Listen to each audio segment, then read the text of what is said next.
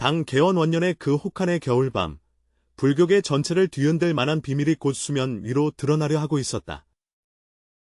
육조 해능이 세간의 수행자를 강을 건너는 사람에 비유하며 진정한 수행자는 극히 드물고 대부분은 자신의 기만에 불과하다고 말했을 때 아무도 이것이 그들의 수행에 관한 모든 인식을 완전히 뒤집을 것이라고는 생각하지 못했다. 소주시 조계 남아사 법당 안에는 침향향이 은은하게 피어오르고 촛불이 흔들리고 있다.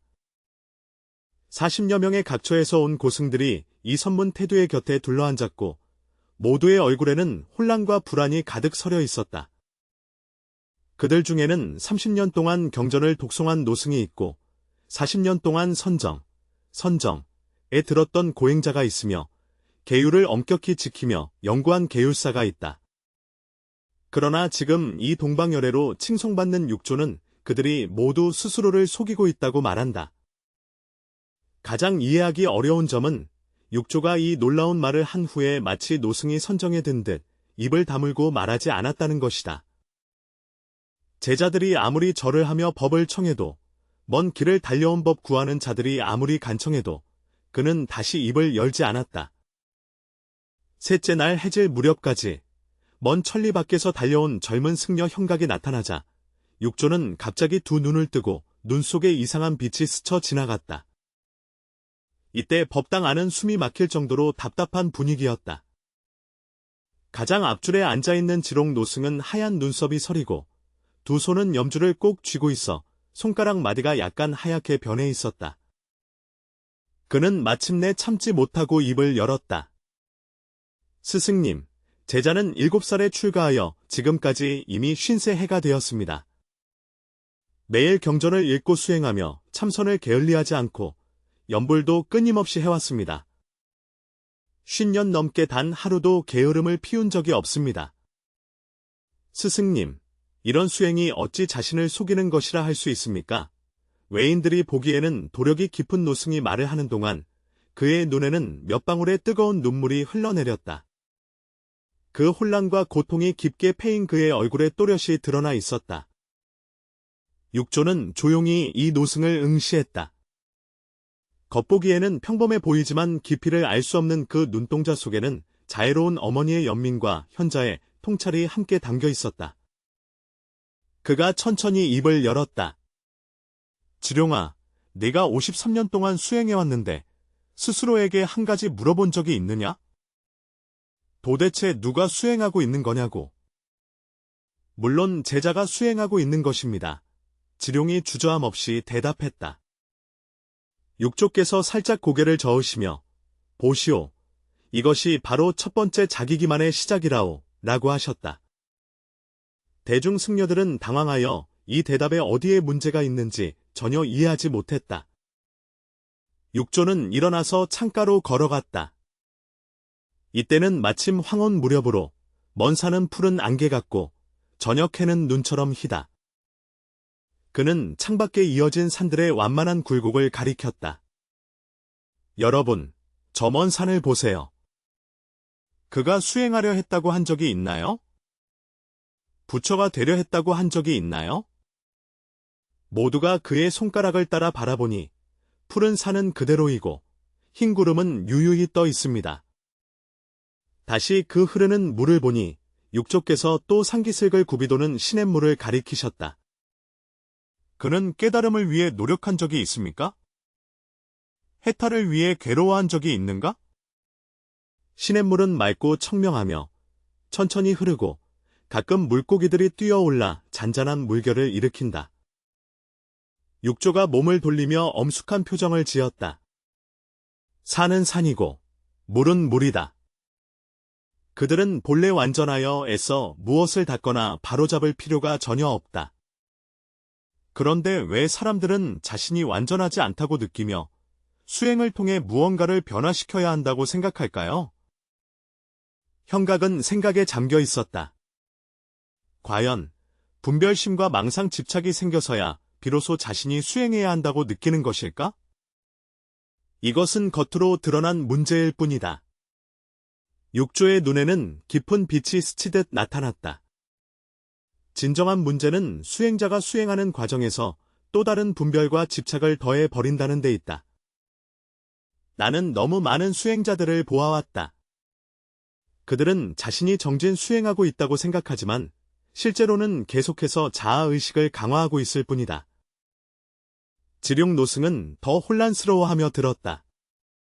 스승님, 이게 어떻게 가능합니까? 수행은 분별 집착을 끊는 것이 아니었나요? 육조의 목소리가 마치 경종처럼 울려 퍼졌다. 어떤 사람은 계를 청정히 지킬 수 있기 때문에 계를 어기는 사람을 업신여기며 마음속에 교만이 생긴다. 어떤 사람들은 선정의 공력이 깊다는 이유로 마음이 산란한 사람들을 경시하며 자만심을 키운다. 어떤 사람들은 지혜가 뛰어나기 때문에 어리석은 중생들보다 더 많은 분별심이 생긴다. 여러분은 스스로에게 물어보십시오. 과연 이런 심정을 가져본 적이 있습니까? 이 문장은 마치 예리한 검처럼 모든 사람의 핵심을 깊이 찔렀습니다. 많은 사람들이 얼굴이 순간적으로 붉어졌고 지룡노승은 더욱 부끄러워하며 고개를 숙였다.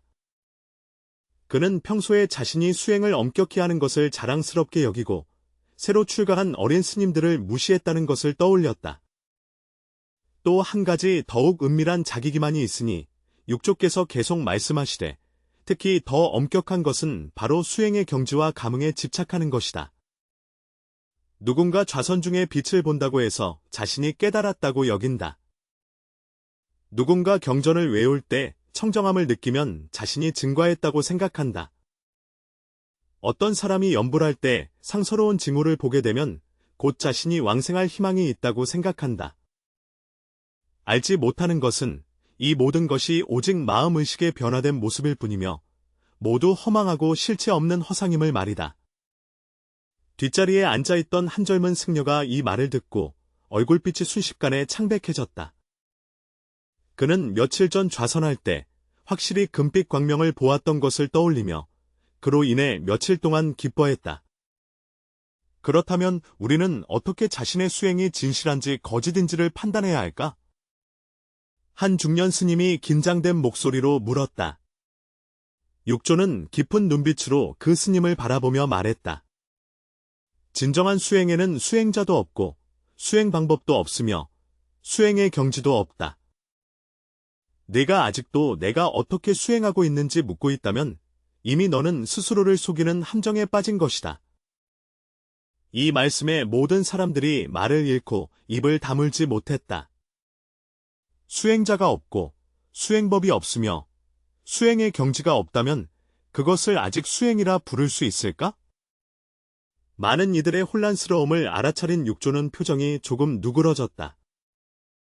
여러분이 지금 많이 혼란스러워하는 것을 알고 있습니다. 이것은 정상입니다. 왜냐하면 여러분이 지금까지 가지고 있던 수행관념들이 완전히 바뀌어야 하기 때문입니다. 바로 그때 사방에서 급한 말발굽 소리와 번잡한 사람 소리가 들려왔다. 비나가 허둥지둥 법당으로 달려와 말하였다. 스승님, 큰일이 났습니다.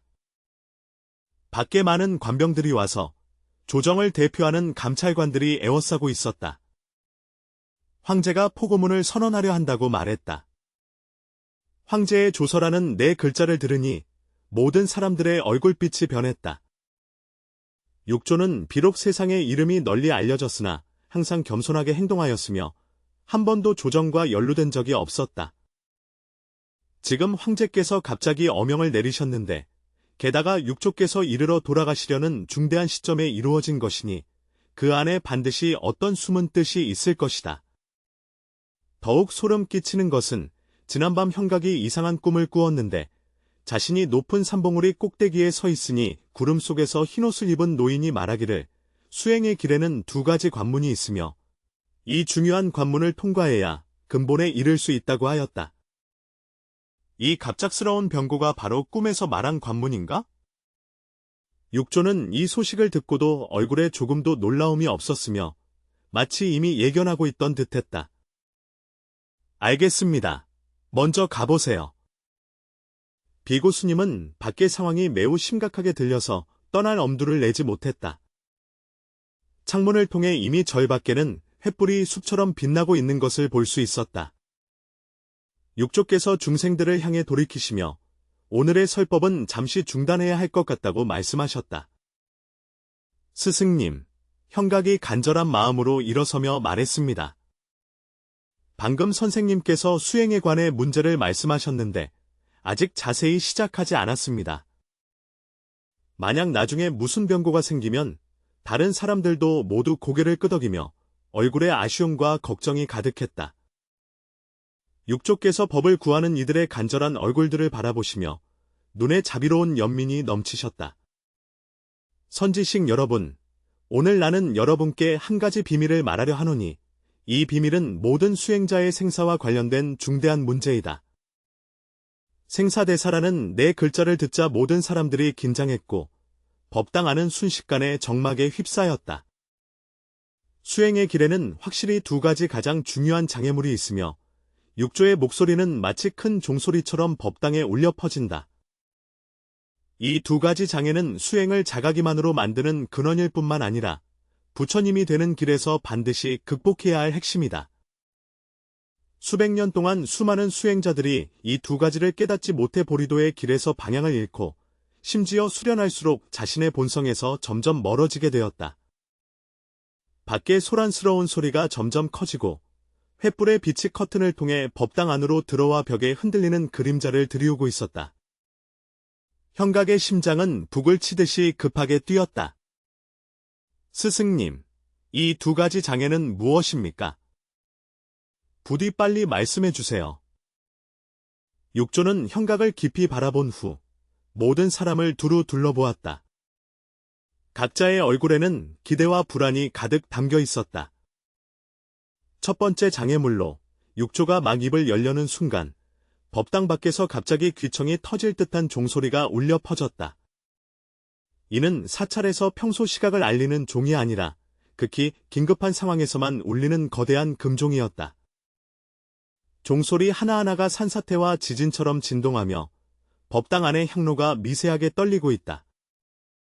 승려들의 얼굴은 순식간에 창백해졌는데 그들은 모두 이 종소리가 사원이 전례 없는 위기에 처했음을 의미한다는 것을 알았기 때문이다.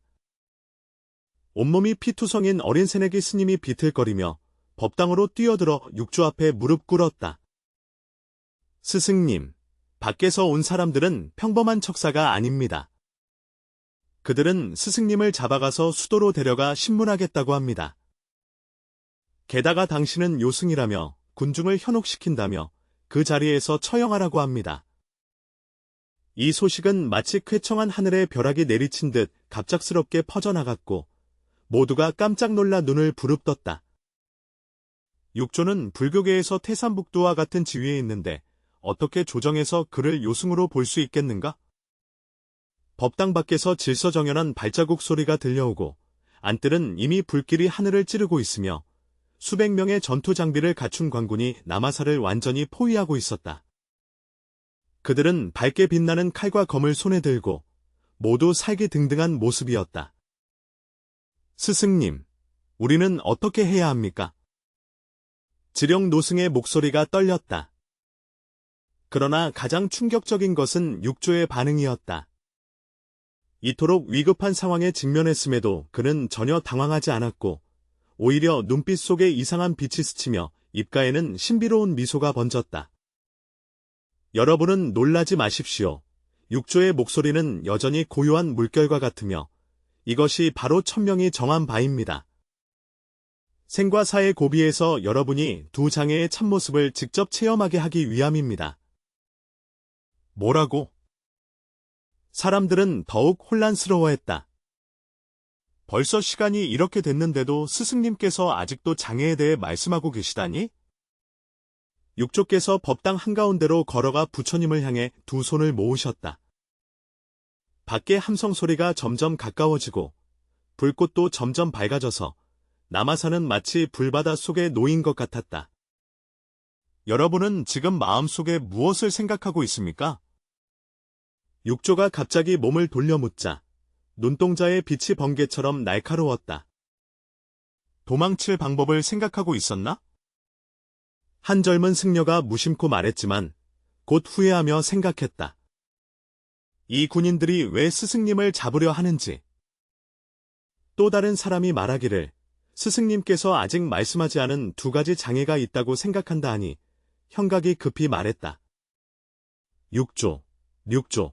가 듣고는 갑자기 크게 웃기 시작했는데 그 웃음소리는 긴장된 분위기 속에서 특히 이질적으로 들렸다. 선재, 선재, 선재, 선재. 여러분 지금의 마음가짐이 바로 내가 여러분에게 체험하게 하려는 것이다. 바로 그때 법당 문이 거칠게 열리며 전신무장을 한 관병들이 돌진해 들어왔다. 그들이 둘러싼 사람은 자주색 가사를 입고 금관을 쓴 중년 남자로 그의 눈빛은 얼음처럼 냉혹했고 얼굴에는 살기가 가득했다. 6조 해능이 모였을 때 그 관리의 목소리가 천둥처럼 울려 퍼졌다. 모든 사람들의 시선이 6조에게 집중되었고 이 선문이 거장이 전례 없는 위기에 어떻게 대응할지 기다리고 있었다.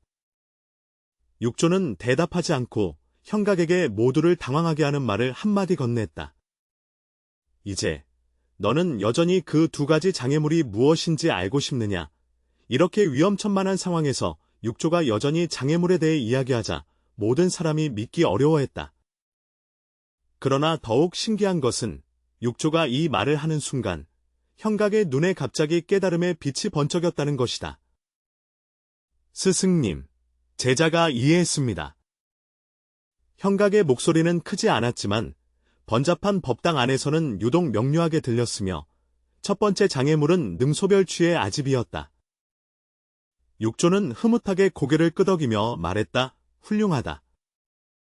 당신의 이해를 말씀해 주세요. 방금 밖에서 위험한 소식을 들었을 때 제자가 마음속으로 가장 먼저 든 생각은 어떻게 나 자신을 보호할까, 어떻게 스님의 가르침을 끝까지 들을 수 있을까 하는 것이었습니다. 나는 이곳에서 죽어서는 안 된다. 이러한 모든 생각의 핵심은 바로 나라는 자아입니다. 이 나가 생기면 두려움이 생기고 득실에 대한 집착과 여러 가지 분별이 생겨납니다. 수행자가 가장 크게 자신을 속이는 것은 자신이 수행하는 나가 있고 부처가 될 수 있는 부처가 있으며 성취할 수 있는 법이 있다고 생각하는 것이다. 형각의 목소리는 점점 더 맑아지고 눈동자에 비친 빛도 점점 더 밝아졌다. 그 자주색 가사를 입은 관리가 참지 못하고 듣고 있었다. 무슨 내가 집착하네 마네, 그냥 솔직히 우리와 함께 가라라고 말하며 앞으로 나아가 사람을 잡으려 했다. 그러나 6조는 형각에게 말하였다. 계속 말해보라. 2번째 장애물은 무엇인가? 형각은 호시탐탐 노려보는 관병들을 한번 바라보고는 갑자기 웃으며 말했다. 2번째 장애물은 시간 환상이다. 스승님, 제자가 이제 완전히 깨달았습니다. 방금 우리 마음속의 모든 두려움과 초조함은 시간에 대한 집착에서 비롯된 것입니다. 완행법문을 다 들을 시간이 없을까 걱정하고 도망칠 시간이 부족할까 걱정하며 스승님이 붙잡힐까 염려하는 것은 모두 시간을 실제하는 것으로 여기는 것이다. 6조가 찬탄하며 잘 말했다. 계속해서 말해보아라. 그러나 실제로 형각의 목소리는 더욱 확고해졌다. 과거의 마음은 얻을 수 없고 미래의 마음도 얻을 수 없으며 오직 현재 이 한순간의 마음만이 진실하다. 삶이든 죽음이든 안전이든 위험이든 모두 단지 현재 이 순간의 마음작용이 나타난 것일 뿐이다. 우리가 더 이상 내가 살아야 한다는 집착을 하지 않고 내가 죽을지도 모른다는 두려움에서 벗어날 때 우리는 시간의 환상을 초월하여 영원한 현재에 머문다. 지륙노승이 갑자기 말하였다. 이제 깨달았다. 방금 내 마음속의 두려움은 사실 내가 50년 넘게 가까운 수행이 허사로 돌아갈까 두려워하며 정토에 왕생하지 못할까 걱정한 것이다.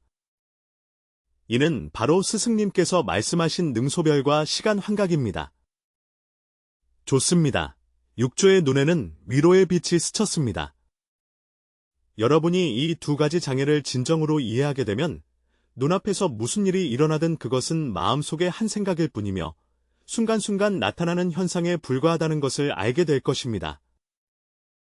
생사, 득실, 고락은 모두 허망한 것이며 오직 이 알 수 있고 깨달을 수 있는 심성만이 진실하고 영원한 것이다. 그 자주색 관복을 입은 관리는 들으면 들을수록 점점 더 헷갈렸지만 오히려 이런 독특한 분위기에 감화되어 곧바로 행동에 나서지 않았다. 너희들은 무슨 말을 하는가?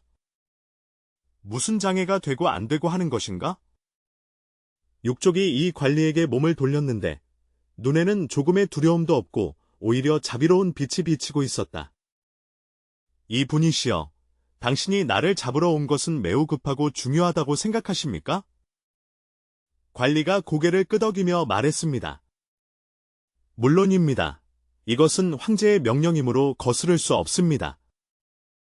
그러면 내가 묻겠는데, 네가 태어나기 전에 그 생명이 있었느냐?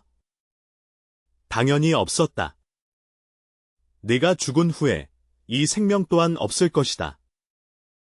그렇다면 이 성명은 정말 존재하는가? 육조의 눈에는 깊은 빛이 번뜩였다. 관리관은 이 문제에 당황하여 잠시 어떻게 대답해야 할지 몰랐다. 육조께서 계속 말씀하시길, 보라, 이것이 바로 내가 아까 말한 시간 환상이다. 당신은 이 망념이 매우 중요하고 긴급하다고 생각하지만 실제로 절대적인 관점에서 보면 그것은 과거에도 존재하지 않고 미래에도 존재하지 않으며 단지 현재 이 순간의 마음속에 나타날 뿐입니다. 하지만 이 망념은 지금 실제로 존재하고 있다. 관료는 당황하여 말하였다. 그렇다. 그것은 바로 이 순간의 염에서 나타나지만 이 순간이란 무엇인가? 육조의 목소리는 더욱 깊어졌다. 바로 이 순간의 한 생각이 곧 너의 심성이고 너의 불성이니라. 아무리 어떤 내용이 드러나더라도 이 드러나는 마음의 본성은 본래 변하지 않으며 청정하고 원만하다. 형각이 갑자기 말을 가로막았다. 스승님, 제자가 깨달았습니다. 황제의 명령이든 생사문제이든 수행이든 성불이든 모두 이 마음성의 현현일 뿐입니다. 우리가 고통받고 두려워하는 이유는 이러한 현상들을 실제로 존재하는 것이라고 착각하기 때문이며 주체와 대상의 구별과 시간의 환상 때문입니다. 바로 그렇습니다. 육조 스님의 얼굴에는 만족스러운 미소가 번졌습니다. 진정으로 이 이치를 깨닫게 되면 수행이 무엇을 얻기 위한 것이 아니라 본래 내가 이미 가지고 있는 것을 깨닫는 것임을 알게 됩니다. 무엇이 되기 위한 것이 아니라 본래 내가 바로 무엇인지를 발견하는 것임을 깨닫게 됩니다. 지룡노승도 갑작스레 깨달았다. 스승님, 이게 바로 스승님께서 우리 수행이 자기기만이라고 말씀하신 이유입니다. 우리는 항상 내가 부처가 되어야 하고 내가 해탈해야 하며 내가 어떤 경지를 얻어야 한다고 생각하지만 부처의 성품은 본래 우리 마음속에 있어 결코 잃어버린 적이 없고 밖에서 얻을 필요도 없다는 것을 알지 못한다. 선제. 육조께서 칭송하시기를 여러분이 이런 깨달음을 얻었으니 성근이 깊음을 의미한다. 이제 여러분은 왜 산은 수행할 필요가 없고 물은 부처가 될 필요가 없는지 이해해야 할 것입니다. 그것은 산과 물이 본래 자신의 본성에 머물러 있었고 한 번도 잃어버린 적이 없기 때문입니다. 또 다른 스님이 깨달은 듯 말하였다. 스승님, 제자가 이제야 알겠습니다. 우리가 평소에 하는 수행, 경전을 외우고 염불하며 좌선을 하는 것이 잘못된 것이 아닙니다. 잘못된 것은 우리의 발심과 마음씀입니다. 만약 내가 무엇을 성취하려는 마음을 가지고 수행한다면 이는 능소별시에 빠지게 된다. 성취하고자 하는 시기에 집착한 마음으로 수행하면 시간의 망상에 빠지게 된다. 육조는 고개를 끄덕이며 바로 그렇다고 하였다. 진정한 수행은 이 과제를 할 때 누가 경전을 외우고 있는지, 누가 염불을 하고 있는지, 누가 좌선을 하고 있는지를 분명히 아는 것이다. 자신이 이 모든 일을 하는 고정되고 변함없는 자아가 전혀 없음을 깨달을 때, 그리고 소위 말하는 시간이 단지 마음의 분별에 불과함을 깨달을 때, 당신은 이 두 가지 장벽을 초월하게 됩니다. 그 자주색 관복을 입은 관리관은 한참 동안 들었지만 비록 불법의 깊은 뜻을 완전히 이해하지는 못했으나 이 지혜의 깊은 감명을 받았다. 스승님, 만약 스승님 말씀이 옳다면 제가 지금 황제의 명령을 따르는 게 옳은가요? 육조가 살짝 미소 지으며 옳고 그름은 중요하지 않다 하시네. 만약 내가 방금 내가 말한 이치를 이해한다면 망념을 실행하든 실행하지 않든 모두 다 내 심성 안의 현현일 뿐임을 알 것이다. 중요한 것은 무엇을 하느냐가 아니라 그것을 할 때 깨어있고 자신의 본성에 머무르는가 하는 것이다. 그럼 당신은 우리와 함께 갈 건가요? 관원이 물었다. 가는 게 중요한가요?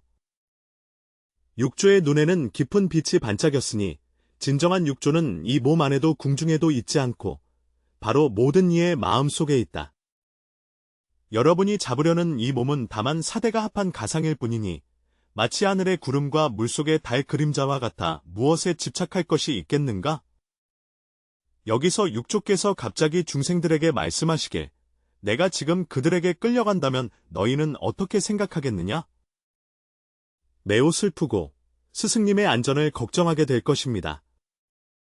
누군가 대답하면 마지막 법문을 들을 기회를 잃은 것처럼 느낄 수 있다. 또 누군가는 화를 내고 부당하다고 느낀다. 또 누군가가 덧붙이자 육조가 고개를 끄덕이며 말했다. 여러분 보십시오. 이 생각들은 또 어디서 온 것입니까? 결국 이것도 능소의 분별과 시간 환상에서 온 것이 아닌가요? 나와 스승님의 분별이 있게 되면 상실의 고통도 있게 된다. 과거, 현재, 미래라는 시간 개념이 있기에 기회를 놓친 후회의 감정이 생긴다. 형각은 갑자기 말하였다. 스승님, 제자가 깨달았습니다. 진정한 스승은 이 몸이 아니라 바로 방금 스승님께서 우리에게 전해주신 지혜입니다. 이 지혜가 일단 우리 마음속에 뿌리를 내리면 절대로 사라지지 않고 영원히 떠나가지 않습니다. 좋도다. 육조의 눈에서 자비의 눈물이 흘러나오는 것을 보고서야 비로소 오늘 내 설법이 헛되지 않았음을 알 수 있느니라. 기억하세요. 진정한 불법은 경전에 있지 않고 사원에 있지 않으며 바로 여러분 마음속에 있습니다. 너희가 능소별과 시간 환상을 초월하여 언제나 자신의 본성 안에 머물러 있을 때 너희는 곧 부처이고 곧 조사이며 모든 법의 주인이 된다. 법당 안의 다른 승려들도 차례로 깨달음을 얻었다. 한 중년 승려가 말했다. 스승님, 제자가 이제 왜 스승님께서 수행을 자각이라 하셨는지 알겠습니다. 우리는 항상 마음 밖에서 법을 구하고 미래의 부처를 찾지만 바로 지금 이 한 생각의 마음이 부처임을 알지 못하며 지금 이 순간 깨어있는 것이 법임을 모른다. 또 한 스님께서도 감회에 젖어 말씀하시길 50년 동안 제자는 깨달음이라는 것을 찾아왔고 성불이라는 순간을 기다려왔으나 찾아가는 자 자체가 바로 부처이고 기다리는 자의 현재가 바로 깨달음임을 알지 못했다. 육조는 기쁘게 이 제자들을 바라보며 너희가 이렇게 깊은 깨달음을 얻은 것은 오늘 밤의 인연이 특별함을 의미한다. 이제 여러분은 명심견성이 무엇인지, 성품을 보고 부처가 되는 것이 무엇인지 이해해야 합니다. 중요한 것은 여러분에게 다른 곳에 있는 마음만을 주는 것이 아니라 현재 이 순간 생각하고 인식하는 이 마음을 직접 알아차리는 것입니다. 미래의 부처가 되려는 것이 아니라 자신이 본래부터 부처성임을 깨닫는 것입니다. 바로 그때 그 자주색 관복을 입은 관리가 갑자기 말했다. 스승님, 제자가 방금 스승님의 가르침을 듣고 어떤 이치를 조금 알게 된 것 같습니다. 이 황제의 명령은 제자로서 아마 그렇게 중요하지 않을지도 모른다고 느꼈다. 육조께서 살짝 미소 지으시며 말씀하시기를 내가 이런 깨달음을 얻었으니 성근이 깊지 않음을 증명한다. 네가 돌아가서 황제에게 전해라. 만약 그가 진심으로 법을 구한다면 왕의 신분을 내려놓고 득실에 대한 생각을 내려놓으며 바로 이 순간순간마다 자신의 마음을 관조하게 하라고. 이것이 나를 한번 만나는 것보다 훨씬 더 유익합니다. 관원은 깊이 한번 절을 올렸다. 제자는 깨달았다. 오늘 밤의 경험이 제자에게 큰 이익을 주었음을. 말을 마친 그는 뜻밖에도 군대 철수를 명령하고 모든 관병들과 함께 어둠 속으로 사라졌다. 법당은 다시 고요함을 회복했지만 공기 중에는 이전에 없던 청정한 기운이 가득했다. 모든 이들이 이번 밤의 경험이 그들의 수행길에서 가장 중요한 전환점이 될 것임을 느꼈다. 육조가 다시 법당으로 돌아와 중생들에게 말하였다. 방금 그 일이 바로 너희로 하여금 두 가지 장애의 참모습을 체험하게 한 것이다. 이제 여러분은 무엇이 자기가 하는 수련의 기만인지 이해했을 것입니다. 형각이 공경스럽게 말했습니다. 스승님, 제자가 이제 완전히 이해했습니다. 자기 기만의 수행이란 가, 능, 와, 경, 소, 의 분별과 시간의 환상 속에서 맴돌며 항상 나가 수행하고 있고 법이 수행할 수 있으며 과가 증득될 수 있고 시간이 기다릴 수 있다고 여기는 것이다. 알지 못하였으니 이 모든 것은 허망한 분별념이며 모두 마음의 놀이일 뿐이다. 지령 노승 역시 깊은 감회를 느꼈다. 스승님, 제자는 왜 스승님께서 산수는 수행할 필요가 없다고 말씀하셨는지 알겠습니다. 그들이 두 가지 장애가 전혀 없고 주체와 객체를 분별하지 않으며 시간 개념도 전혀 없기 때문입니다. 그래서 그들은 본성에 자연스럽게 머무르고 있는 것입니다. 조조대사께서 찬탄하시기를 바로 그렇다 하셨다. 진정한 수행이란 바로 이러한 자연스러운 상태로 돌아가는 것이며 주체와 객체의 분별이 없고 시간의 환각이 없는 본래의 모습으로 돌아가는 것이다. 이것이 바로 선종에서 말하는 곧바로 사람의 마음을 가리키고 성품을 깨달아 부처가 된다는 진정한 의미이다. 어린 승려가 법을 청하자 스승께서 말씀하시길 그렇다면 우리는 일상에서 어떻게 수행해야 합니까? 육조는 자비롭게 그를 바라보며 너가 이 두 가지 장애를 깨달으면 일상의 수행은 매우 간단해질 것이다 라고 하셨다. 행주자와의 상관없이 경전을 외우거나 연부를 할 때마다 항상 관조해야 한다. 과연 누가 이 모든 행위를 하고 있는가? 고정된 나를 찾을 수 없을 때 오직 지금 이 순간의 마음만 작동하고 있음을 깨달으면 너는 능소의 분별을 초월한 것이다. 미래의 성취를 더 이상 기대하지 않고 과거의 공덕을 되돌아보지 않으며 오직 지금 이 순간에 순수하게 머물 때 당신은 시간이라는 환상을 초월하게 된다. 다른 스님이 물었습니다. 스승님, 만약 망념이 일어나면 어떻게 해야 합니까? 망념이 일어나면 그냥 일어나게 두라. 육조께서 평온하게 말씀하셨다. 핵심은 누가 망념이 일어났는지를 아는가 하는 것이다. 그 허망한 생각을 알아차릴 수 있는 자, 바로 그가 너의 본성이다. 망념과 대립하지 말고 망념을 따르지도 말라. 다만 지금 이 순간에 일어나고 있는 바를 명확히 아는 것만으로 충분하다. 지롱 노승이 갑자기 물었다. 스승님, 제자가 한 가지 의문이 있습니다. 만약 우리가 더 이상 수행에 집착하지 않고 더 이상 불도가 되기를 추구하지 않는다면 그것은 나태해진 것이 아닐까요? 육조 해능 스님, 이것은 정말 좋은 질문입니다.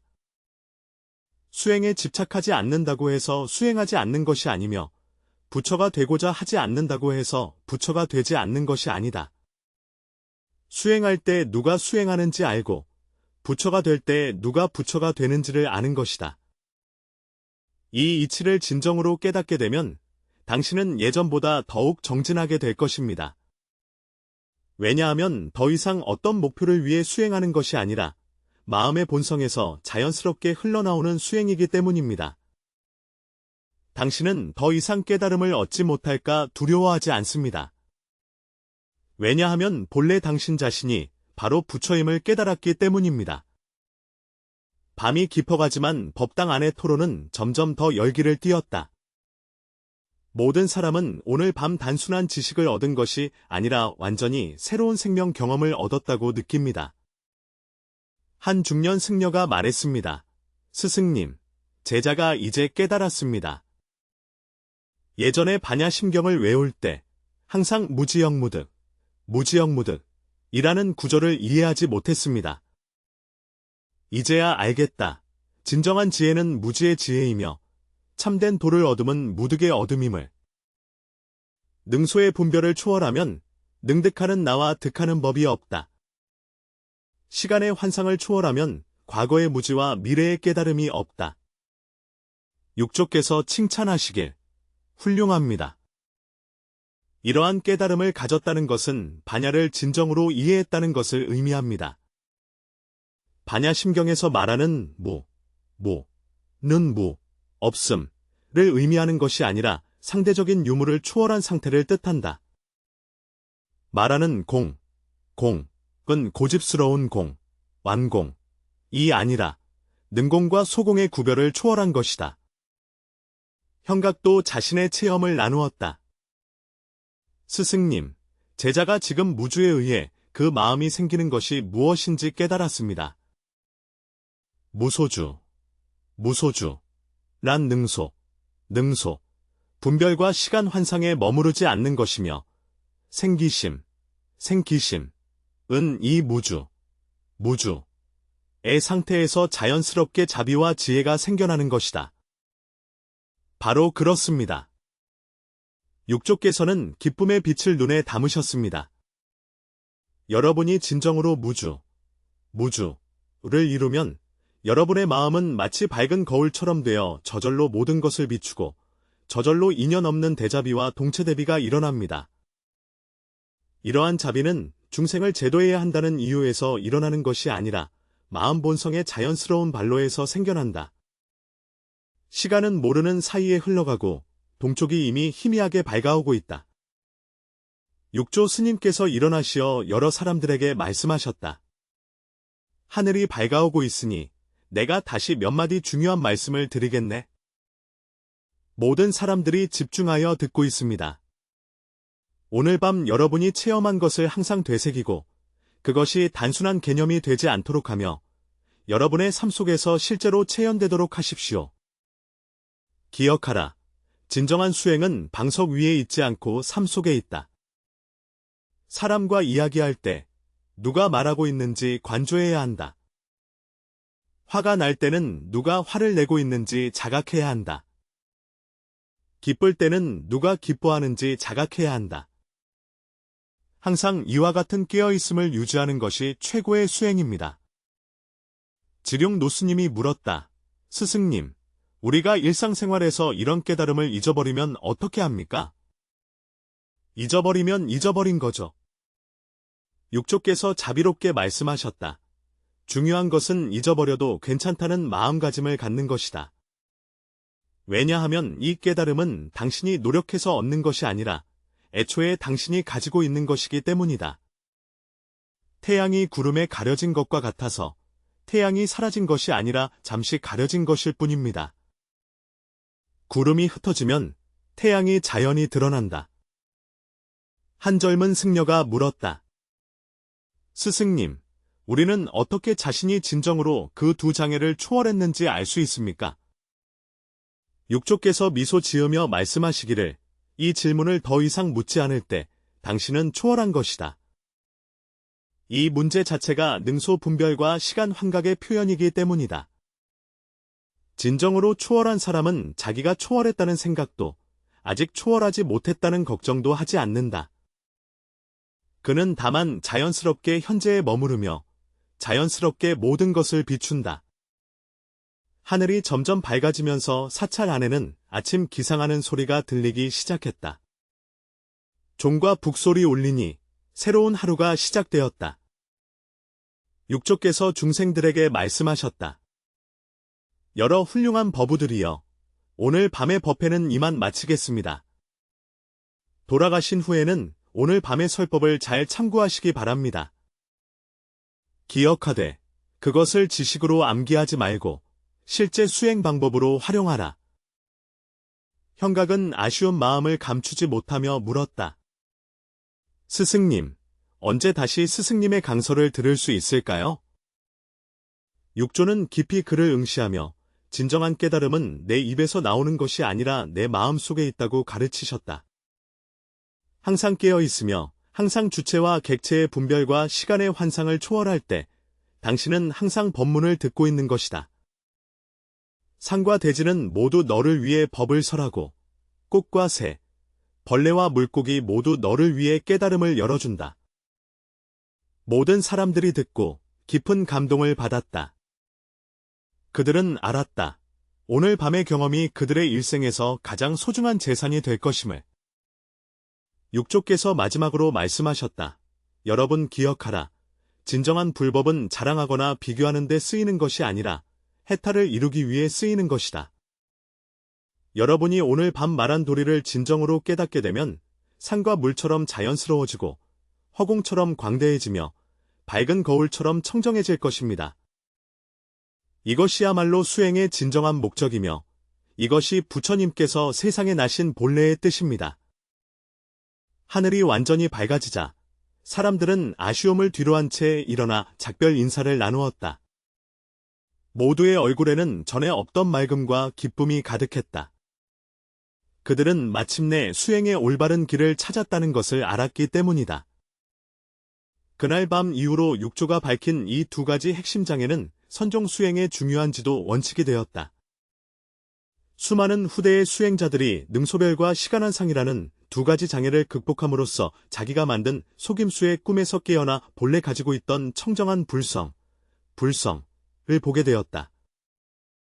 그 신비로운 밤, 생사의 중대한 순간이자 지혜로 가득 찬 시작은 불교 역사상 가장 귀중한 법음 중 하나가 되었으며 지금도 수많은 도를 구하는 이들에게 참된 수행이 무엇인지, 참된 해탈이 무엇인지를 깨닫게 해주고 있다.